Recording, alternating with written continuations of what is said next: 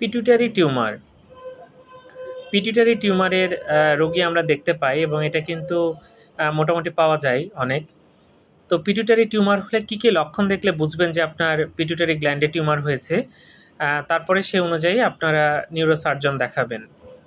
তো পিটুইটারি টিউমারের প্রধান যে লক্ষণ আমরাগুলো দেখতে পাই, তার মধ্যে প্রথম হচ্ছে মাথা ব্যথা। পিটুইটারি টিউমারে মাথা ব্যথা হয়, চোখে দেখতে কিন্তু সমস্যা হয়।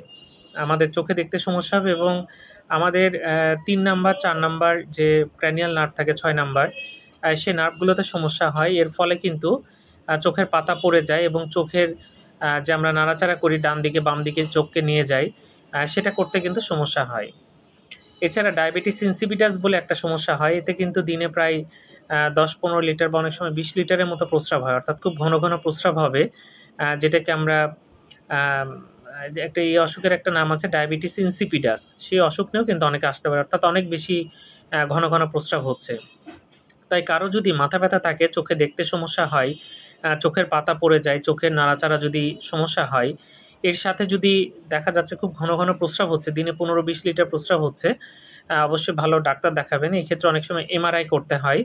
তাতে পিটুইটারিতে যদি কোনো টিউমার থাকে, সেই টিউমারটা কিন্তু ধরা যায় এবং তারপরে চিকিৎসার বিষয় আসে এবং বিভিন্ন রকম চিকিৎসার সুযোগ কিন্তু আমাদের দেশে আছে।